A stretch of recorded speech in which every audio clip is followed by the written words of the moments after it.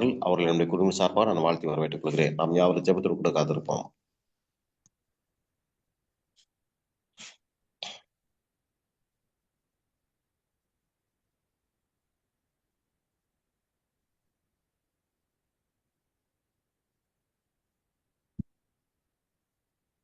தேவனுடைய பரிசுத்த நாமத்திற்கு கனவும் மகிமையும் சதா காலங்களிலும் உண்டாவதாக.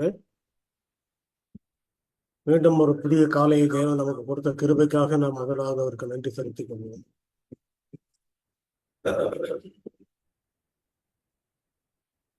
இன்றைக்குரிய பாடத்திலே சிலுவையில் ஆணி அடிக்கப்பட்டது என்ற தலைப்பிலே நாம் படிக்கிறோம். தலைப்பை நாம பார்க்கும் பொழுது எந்த வசனத்தை அவர்கள் கொண்டு வருவார்கள் என்று நமக்கு தெரியும். கொலோசியர்ல இருக்கக்கூடிய 2ஆம் அதிகாரத்தில் இருக்கக்கூடிய அந்த வசனத்தை அவர்கள் குறிப்பிட்டிருக்கிறார்கள். இது கொஞ்சம் தவறாக பயன்படுத்தப்பட்ட ஒரு வசனம் மற்ற கிறிஸ்தவர்களாக. அதாவது தேவனுடைய கற்பனைகள் 10 கற்பனைகள் ஒழிஞ்சு போச்சு அப்படின்னு சொல்றதுக்கும், அவருடைய ஓய்வு நாள் அவசியம் இல்லை அப்படின்னு சொல்றதுக்கும் இது ஒரு ஆதார வசனமாக அவர்கள் எண்ணிக்கொண்டிருக்கிறார்கள். ஆனால் இந்த வசனத்தினுடைய முழு அர்த்தம் என்ன, அதனுடைய ஆவியானவர் நமக்கு கொடுக்கிற விளக்கம் என்ன என்பதை அவர்கள் ஆழமாக சிந்திக்காதனாலே அந்த வாக்குவாதத்தில் இருக்கிறார்கள். இந்த வசனத்தை அடிப்படையாக வைத்து பலரும் பல புத்தகங்களை கூட எழுதியிருக்கிறார்கள் மற்ற கிறிஸ்தவ சபைகளிலே. அதிலே ஓய்ந்து போன ஓய்வு நாள் அப்படின்ற ஒரு புத்தகம், நியாயப்பிரமாணம் ஒழிந்து போனது அப்படின்னு ஒரு புத்தகம், இப்படி போன்ற பல காரியங்களை அவர்கள் செய்திருக்கிறார்கள். சரி, நம்ம இன்றைக்கு இந்த சத்தியத்தை தேவனுடைய கிருபையினாலே அவருடைய ஆவியானவர் நமக்கு எப்படி அதை கற்றுக் கொடுக்கிறார் அல்லது நமக்கு எப்படி அதை வெளிப்படுத்துகிறார் என்பதை நாம் பார்க்க போனோம். இந்த வசனங்களுக்கு 2 விதமான விளக்கங்களை அன்பந்த மக்கள் மத்தியிலே நாம் பார்க்கிறோம். அதாவது ஒரு விளக்கம் என்னவென்றால், சிலுவையிலே ஆணி அடித்து போட்டார் அப்படின்றது அந்த கிறிஸ்து சிலுவையில் அறையப்படும் பொழுது அவருடைய சிலுவை மரத்திலே அவருடைய தலைக்கு மேலே பிலாத்து ஒரு சின்ன எழுத்து இதை அதில் வைக்கும்படி கட்டளையிட்டார். ஆகையினால சிலுவையில் அறிந்த போது அந்த காரியம்தான் என்று சொல்கிற விளக்கங்கள் சில பேருக்கு உண்டு. மற்றவர்கள் உபாகமம் 31ஆம் அதிகாரத்திலிருந்து 24லிருந்து 26 வரைக்கும் இருக்கிற வசனங்களை பார்க்கும்போது அந்த அடிப்படையிலே இது மோசேயுடைய நியாயப்பிரமாணம், சடங்காச்சார பிரமாணங்கள் சிலுவையில் அறையப்பட்டது என்ற விளக்கத்தை கொடுக்கிறார்கள். 2 விதமான விளக்கங்கள் இருந்தாலும் நாம சரியான ஆவியானவர் நமக்கு கொடுக்கிற விளக்கத்தை ஆவிக்குரியவர்கள் ஆவிக்குரிய காரியங்களை நிதானித்து அறிகிறார்கள் சொல்லப்பட்டிருக்கு. அதன் அடிப்படையிலே தேவன் நமக்கு அவர் கொடுத்திருக்கிற கிருபையினாலே இந்த சத்தியங்களை விளங்கி கொள்வதற்கு நமக்கு கிருபை செய்திருக்கிறார். அதற்காக நாம் அவருக்கு நன்றி செலுத்த வேண்டும்.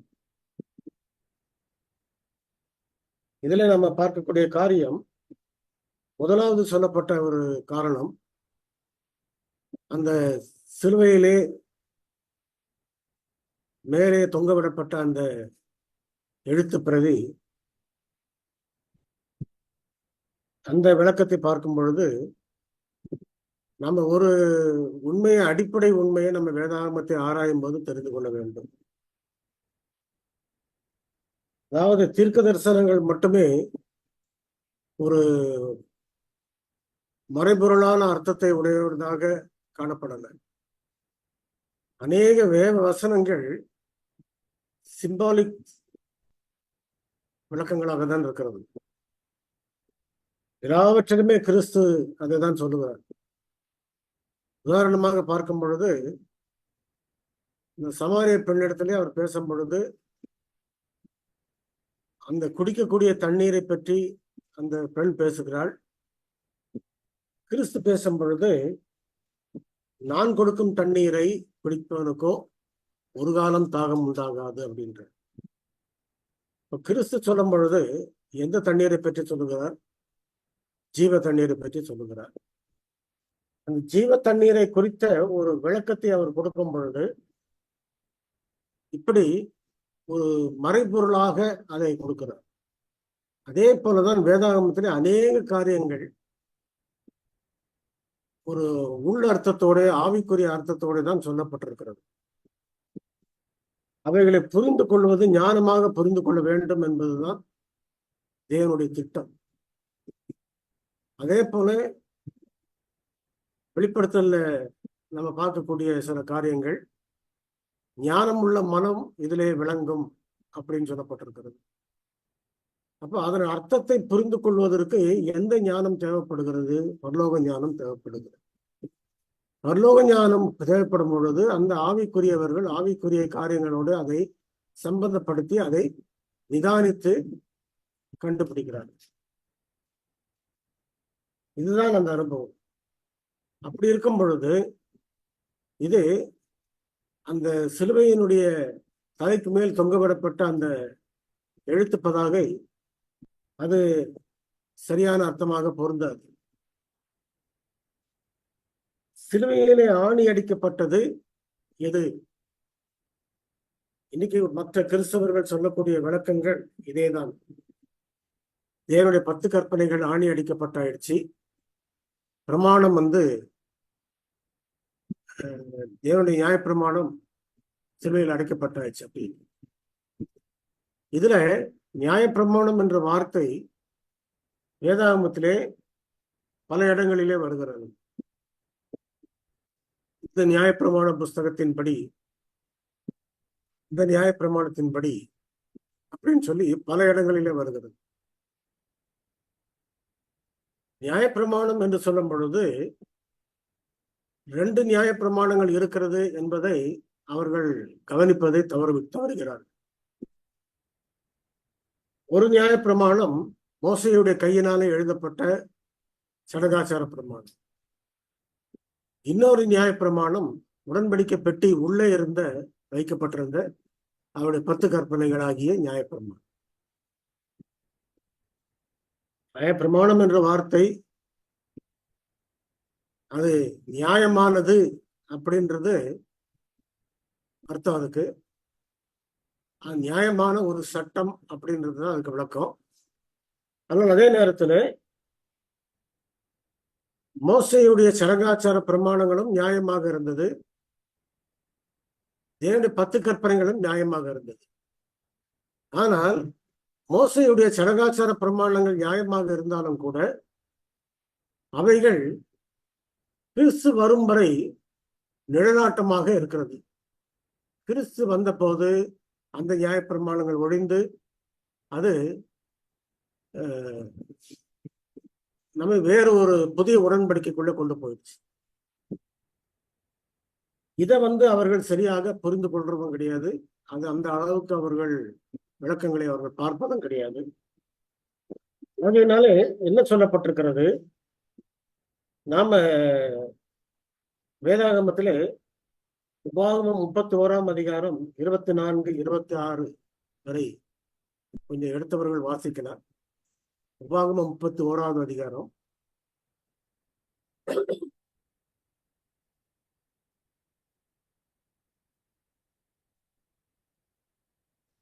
31 24 26.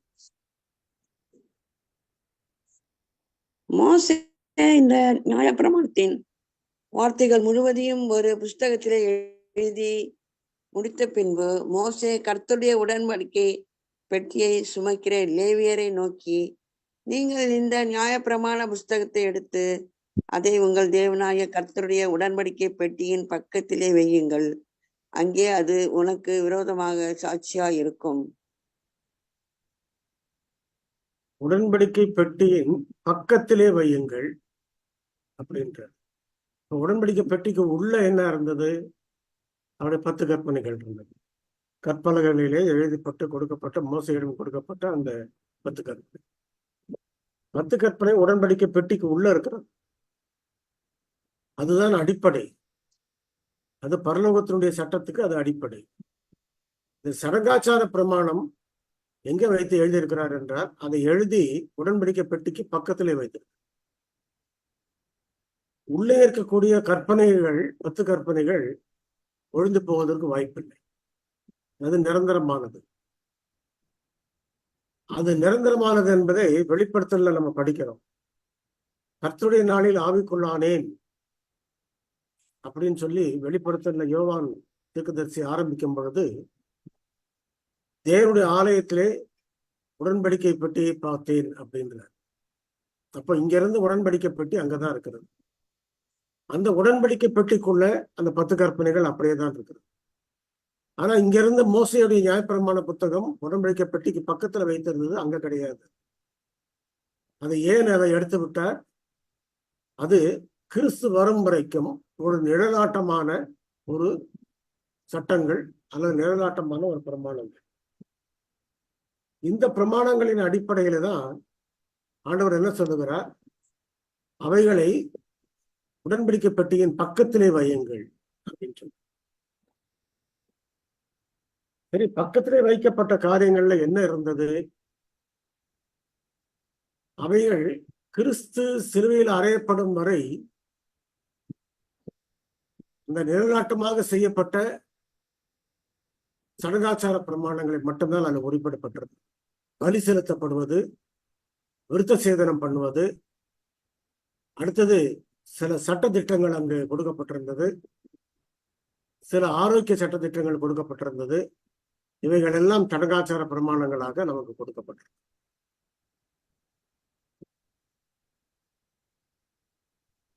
இவைகள் கொடுக்கப்படும் பொழுது பவுல் அப்போஸ்தலன் என்ன சொல்லுகிறார் என்றால், அவர் சடங்காச்சார பிரமாணத்தை மிகவும் குறிப்பாக சொல்லல. இங்கே நம்ம இந்த வசனத்துல நம்ம என்ன பார்க்கிறோம்? அவர் ஒரு சடங்காச்சார பிரமாணத்தை தான் அவர் குறிப்பிட்டு சொல்லுகிறார். இங்கே நம்ம இந்த வசனத்துல என்ன பார்க்கிறோம் என்றால், அப்போஸ்தலனாகிய பவுல் சொல்லும் பொழுது இந்த நியாயப்பிரமாண புஸ்தகங்களை குறித்து அவர் சொல்லும் பொழுது அந்த உபாகமம் 31ஆம் அதிகாரத்தில் இருக்க காரியங்களை அடிப்படையாக வைத்துதான் நீங்க சொல்லுகிறார். அதில் என்ன சொல்லப்பட்டது நமக்கு? நீ அந்த புத்தகத்தை எழுதி உடன்படிக்கை பெட்டியின் பக்கத்திலே வை, அது உனக்கு விரோதமான சாட்சியாக இருக்கும். எதிரடையாகவும் விரோதமாகவும் இருந்த அப்படின்ற வசனத்தை நம்ம திரும்பவும் படிக்கணும். கொலோசியர்ல எதிரடையாகவும் விரோதமாகவும் இருந்த, எதிரடையாகவும் விரோதமாகவும் இருந்தது எதுன்னு சொன்னாக்க அந்த மோசையுடைய நியாயப்பிரமாணம் தான். அதுதான் அப்போ மோசை அவர்கிட்ட சொல்றாரு. அப்போ அதுக்கும் இந்த வசனத்தையும் அந்த வசனத்தையும் நம்ம ஒப்பிட்டு பார்க்கும் பொழுதுதான் நமக்கு அதனுடைய விளக்கங்கள் தெரியும். தேவனுடைய வார்த்தைகள், வசனங்கள் ஒன்றோடு ஒன்று ஜோடு இல்லாமல் இராது, ஆவியானவர் அவைகளை ஒன்றோடு ஒன்று கூட்டுவார் அப்படின்னு சொல்லப்பட்டது. ஆக ஆதியாகமத்தில் இருக்கக்கூடிய வசனம் வெளிப்படுத்தல இருக்கிற வசனங்களுக்கு விளக்கங்கள் இருக்கிறது. இது இந்த ஒரு ஒற்றுமைதான் அந்த 66 ஆகமங்களையும் ஒன்றாக சேர்த்திருக்கிறது. அந்த 66 ஆகமங்களிலும் இந்த ஒற்றுமை இல்லாமல் போன சில புத்தகங்களாக தள்ளுபடி ஆகமங்கள் தனியாக பிரிக்க எடுத்து போடப்பட்டது. ஆகையினாலே கடைசி வரைக்கும் இந்த 66 ஆகமங்கள் மட்டுமே நமக்கு ஒரே அடிப்படையை கொண்ட ஒரு புத்தகங்களாக இருக்கிறது. ஆதியாகமத்தில் என்ன சத்தியம் பார்க்கிறோமோ அதே சத்தியத்தை இங்கே பார்க்கிறோம். கிறிஸ்துவ நம்ம எல்லா புத்தகத்திலும் ஆகமங்களும் பார்க்கிறோம். கிறிஸ்துவ அதே போல இங்கேயும் பார்க்கிறோம். இப்படி அந்த ஒரு ஒற்றுமை உள்ள புத்தகமாக வேதாகம் இருக்கிறதுனாலதான் நாம் அதை ஏற்றுக்கொண்டிருக்கோம். இப்போ நம்ம என்ன பார்க்கிறோம் என்றால், இந்த எதிரானது அல்லது விரோதமானது அவருடைய சடங்காச்சார பிரமாணம். இந்த சடங்காச்சார பிரமாணமானது கிறிஸ்து சிலுவையில் அறையப்பட்ட போது அது முடிஞ்சு விட்டது. ஆக அது முடிந்து விட்டதுனாலே திரும்பவும் அதை குறித்து பேசுவது நியாயம் அல்ல அப்படின்னு சொல்லி அப்போஸ்தலனாகிய பவுல் சொல்லுகிறார். அதாவது கிறிஸ்து சிலுவையில் அறையப்பட்ட போது நடந்த சம்பவத்தை நம்ம நினைவு கூறணும். கிறிஸ்து சிலுவையில் அறையப்பட்ட போது அந்த தேவாலயத்தினுடைய திரைச்சீலை, ஆசரிப்பு கூடாரத்தில் இருந்த திரைச்சீலை அந்த மகா பரிசுத்த ஸ்தலத்தையும் பரிசுத்த ஸ்தலத்தையும் இரண்டாக பிரிக்கக்கூடிய இடையில இருந்த திரைச்சீலை, அந்த திரைச்சீலையின் மீது ரத்தத்தை தெளித்து அவர்கள் அன்றாட பலிகளை செலுத்திக் கொண்டிருந்தார்கள். அப்புறம் பாவ நிவாரண அன்னைக்கு அவர்கள் அந்த திரைச்சீலை தாண்டி மகா பிரதான ஆசிரியன் உள்ளே போனான் அப்படின்றத பார்க்கிறோம். இப்போ என்ன பார்க்கிறோம் என்றால், அந்த திரைச்சீலையானது கிறிஸ்து சிலுவையில் அறையப்பட்ட உடனே அவர் இந்த உலகத்தை பாவத்தை சுமந்து தீர்க்கிற தேவ ஆட்டுக்குட்டியாக இந்த சடங்காச்சார பிரமாண ஆட்டுக்குட்டிக்கு பதிலாக அவர் சிலுவையில் அறையப்பட்ட போது தேவாலயத்தின் திரைச்சீலை கீழிருந்து மேலாக அல்ல, மேலிருந்து கீழாக கிழிந்தது. இது நம்ம புதிய ஏற்பாட்டு வசனங்களிலே வாசிக்கிற ஒரு வசனம். மேலிருந்து கீழாக கிழிந்தது. கீழே இருந்து கிழித்திருந்தால் மனுஷனுடைய கையை அதை கிழித்திருக்கும். ஆனால் மேலிருந்து கிழிந்தது தேவனுடைய கரம் அதை கிழித்தது. அதே போல தேவனுடைய கரம் தான் அந்த கற்பனைகளை அவருடைய தன்னுடைய விரலினாலே எழுதினது. ஆக எந்த இடத்துலயுமே அவருடைய கற்பனைகளை கிழிந்து போனது அல்லது ஒழிந்து போனதுன்னு சொல்லிட்டு அப்போஸ்தலனாகிய பவுல் சொல்லவே கிடையாது. அவர் சொல்லக்கூடிய காரியம் இந்த சடங்காச்சார பிரமாணங்கள் தான் ஒழிந்து விட்டது என்பதை அவர் விளக்கமாக சொல்லுகிறார். அதற்கு தான் நமக்கு இந்த வசனங்கள் கொடுக்கப்பட்டிருக்கு. இந்த அடிப்படையில பார்க்கும் பொழுது இந்த சடங்காச்சார பிரமாணங்கள், அதிலே வரக்கூடிய விருத்த சேதனம், இதை குறித்து பவுல் மிகவும் கண்டிப்பாக சொல்லுகிறார். ஏனென்றால் அந்த நாட்களிலே ஊழியங்கள் நடைபெற்றுக் கொண்டிருக்கும் பொழுது எருசலேமில் இருந்த சில யூதர்கள் அந்த சடங்காச்சார பிரமாணங்களை குறித்து வலியுறுத்தி கொண்டு வந்து மற்ற புது கிறிஸ்தவர்களிடத்திலே அவர்கள் அதை குறித்து குழப்பிக் கொண்டிருந்தார்கள். இன்றைக்கு நாம ஓய்வு நாளை பற்றி பேசும் பொழுது ஓய்வு நாள் ஒழிந்து போனதுன்னு சொல்லக்கூடிய கிறிஸ்தவர்கள் இருக்கிறார்கள் இல்லையா, அந்த போல பிரச்சனைகள் அந்த காலத்திலும் இருந்தது. ஆனால் அந்த நாட்களில் இருந்த பெரிய பிரச்சனை என்னவென்றால், அந்த தேவனுடைய கற்பனைகள் ஒழிந்து போனது அப்படின்னு சொல்றதுக்கு பதிலாக அந்த விருத்த சேதனத்தை குறித்து அவர்கள் மிகவும் முக்கியத்துவப்படுத்தி கொண்டிருந்தார்கள். இந்த விருத்த சேதனம் குறித்து பேசி கொண்டிருக்கும் பொழுது பேதுரு கூட ஒரு சமயத்துல என்ன செய்தார் என்றால் அவர்களுக்கு ஒத்து போனார் அப்படின்னு சொல்லப்பட்டிருக்கிறது.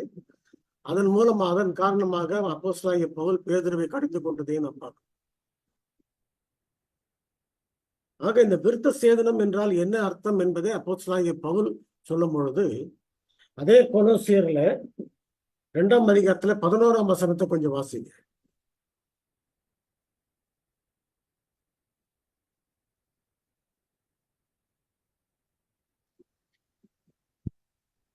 பதினாறாவது வசனம். அல்லாமலும் நீங்கள் கிறிஸ்துவை பற்றும் விருத்த சேதனத்தினாலே மாம்சத்துக்குரிய பாவ சரீரத்தை கலைந்து விட்டதினால் கையால் செய்யப்படாத விருத்த சேதனத்தை அவருக்குள் பெற்றீர்கள். பவுல் அப்போஸ்தலன் நமக்கு முன்கூட்டியே இங்கு விளக்குகிறார். அவர் சொல்லக்கூடிய அர்த்தம் என்ன? கொலோசியர் 2ஆம் அதிகாரத்திலே உண்மையான மனம் திரும்புதலை பற்றி அவர் பேசுகிறார். உண்மையான மனம் திரும்புதல் எப்படி இருக்க வேண்டும் என்றால், மாம்சத்திற்கு வந்த அந்த விருத்த சேதனத்தின்படி அல்ல, ஆவிக்குரிய விருத்த சேதனம், இருதயத்தில் விருத்த சேதனம் அப்படின்ற காரியத்தை தான் அவர் வலியுறுத்தார். அப்படியானால் மெய்யான மனம் திரும்புதலுடைய அனுபவம், மெய்யான மனம் திரும்புதல் எப்போது ஏற்படுகிறது? ஒருவர் ஜலத்தினாலும் ஆவியினாலும் ஞானஸ்தானம் பெறும்போது ஏற்படுகிறது. வெறும் ஜலத்தினாலே மட்டும் ஞானஸ்தானம் பெறுகிறதுனாலே அது வர்றது, ஆவியினாலும் சேர்ந்து ஞானஸ்தானம் பெற வேண்டும். அதுதான் அந்த ஞானஸ்தானத்தினுடைய முழுமை. இன்னைக்கு ஞானஸ்தானம், முழுக்கல் ஞானஸ்தானம் பல சபைகளிலே பல இடங்களிலே கொடுக்கப்படுகிறது. ஆனால் அந்த ஞானஸ்தானத்திற்கென்று ஒரு குறிப்பிட்ட வயதை வைத்திருக்கிறார்கள்.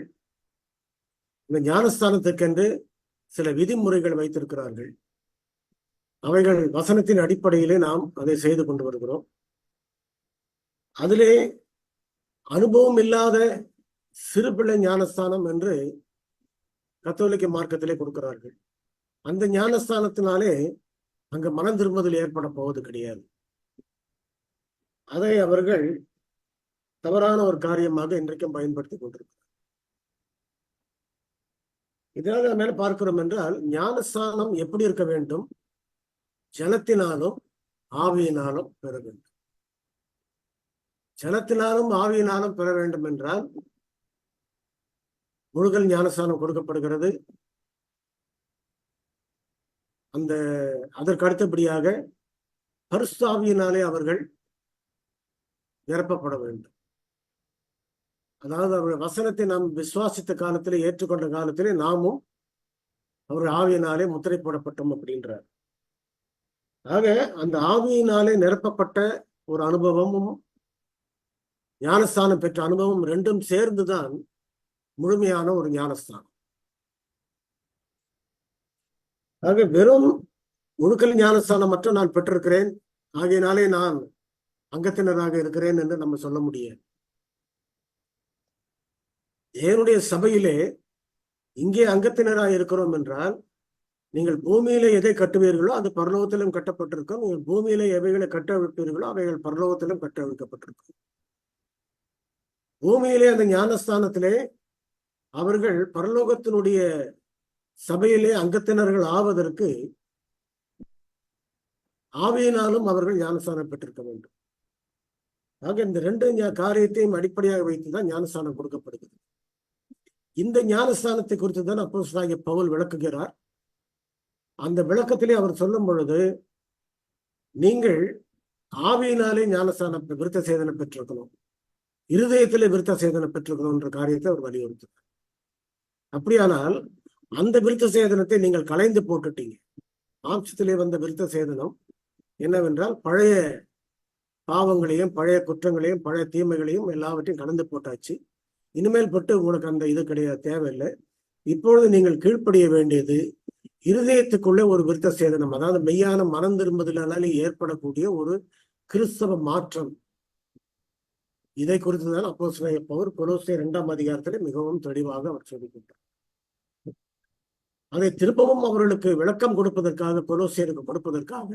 ஏனென்றால் கொலோசியர் சபையானது அந்த நாட்களிலே எருசலேமில் இருந்து வந்த யூதர்களாலே சிலது பாதிக்கப்பட்டது. அவர்கள் அந்த போதனைகளை கொடுத்து அதை கெடுத்து விட்டு போனார்கள்.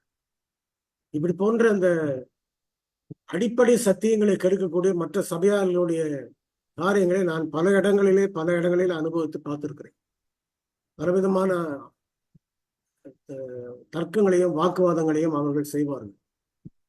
ஆனால் சில இடங்களிலே அந்த தர்க்கங்களுக்கும் வாக்குவாதங்களுக்கும் சரியான பதிலை கொடுக்க முடியாத ஞானத்தை தேவன் அவருடைய பிள்ளைகளுக்கு கொடுத்திருக்கிறார். இந்த அனுபவங்கள் பல இடங்களிலே எனக்கு ஏற்பட்டிருக்கு. அதே போல நான் என்ன பார்க்கிறோம் என்றால், மெய்யான மனம் திரும்புதலை குறித்து பவுல் சொல்லும் பொழுது, அந்த மெய்யான மனம் திரும்புதல் பாவ மன்னிப்பையும் அதனால பெறக்கூடிய ஆசீர்வாதங்களையும் அதனால பெறக்கூடிய விசுவாசனாலே வரக்கூடிய கீழ்ப்படுதலையும் அவர் இங்கு வலியுறுத்தி காட்டுது.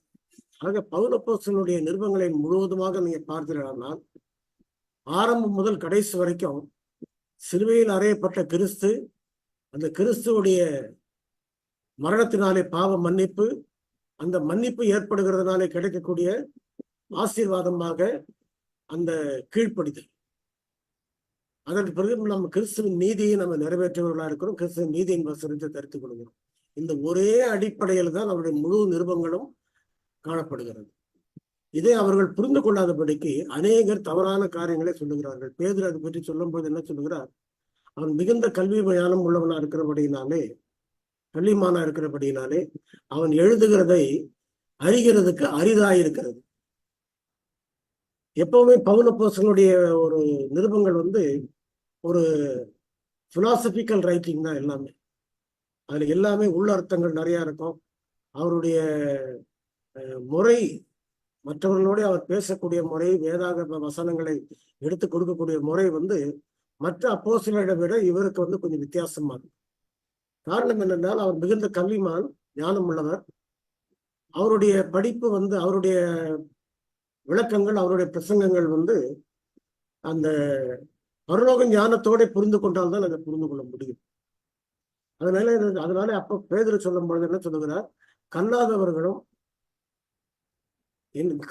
என்ன செய்கிறார்கள் என்றால் இப்படிப்பட்ட காரியத்தை தவறாக புரிந்து கொள்கிறார்.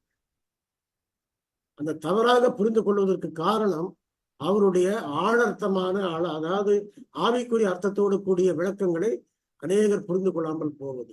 அதே போல இந்த கொலோசியர்ல வரக்கூடிய விளக்கங்களையும் அநேகர் புரிந்து கொள்ளாதபடிக்கு அவர்கள் போகிறார்கள். ஆக அதுக்குரிய விளக்கத்தை இன்றைக்கு நம்ம பார்க்கிறோம். அந்த கொலோசியர்ல காணப்படுகிற அந்த பிரமாணம், சிலுவையில் அறையப்பட்ட பிரமாணம், அது சடங்காச்சார பிரமாணம். அதுக்கு உபாகமம் 31ஆம் அதிகாரத்துல இருக்கக்கூடிய வசனத்தை நம்ம படிச்சோம். நமக்கு விரோதமாகவும் எதிரடியாகவும் இருக்கக்கூடிய பிரமாணம் அதுதான் சிலுவையில் அறையப்பட்டது அப்படின்னு சொல்லி பார்க்கணும். அது மோசே தன்னுடைய விரல்களால் எழுதினது, தன்னுடைய கைகளால் எழுதப்பட்டது. அதைதான் உபாகமத்தில் படிக்கிறோம். கையினால் எழுதப்பட்ட அந்த வார்த்தையை நம்ம படிக்கிறோம். கையினால எழுதப்பட்ட பிரமாணம். ஆக மோசே தம்முடைய கையினால எழுதியிருக்கும் பொழுதும் தேவன் தம்முடைய சொந்த விரலினாலே எழுத கொடுக்கப்பட்டதுக்கும் ரெண்டுக்கும் நிறைய வேற்றுமை உண்டு. கையினால் எழுதப்பட்ட அந்த பிரமாணம் ஒழிந்து போனது, அது சிலுவையிலே ஆணி அறியப்பட்டது. மோசே தேவனுடைய விரலினாலே கொடுக்கப்பட்ட பிரமாணம், அது தேவனுடைய உடன்படிக்கை பெட்டிக்குள்ள இருக்கிறது. அந்த உடன்படிக்கை பெட்டி இப்பொழுது பரலோகத்தில் இருக்கிறது என்பதை வெளிப்படுத்த நம்ம படிக்கிறோம். ஆக இவ்வளவு விளக்கங்கள், இவ்வளவு தெளிவான சத்தியங்கள் நமக்கு இருக்கும் பொழுது தவறான விளக்கங்களினாலே நம்மை குழப்பிக் கொள்ளாதபடிக்கு அட்வந்த விசுவாசிகளாகிய நாம தேவனுடைய பிள்ளைகளாக வழிநடத்தப்படுகிறோம், அவருடைய ஆவியினாலே வழிநடத்தப்படுகிறோம் என்பதற்கு சாட்சியாக இந்த சத்தியங்களை புரிந்து கொள்ளத்தக்கதாக தேவன் உங்களுக்கும் எனக்கும் கிருபை செய்வாராக. ஆமென். ஆமென்.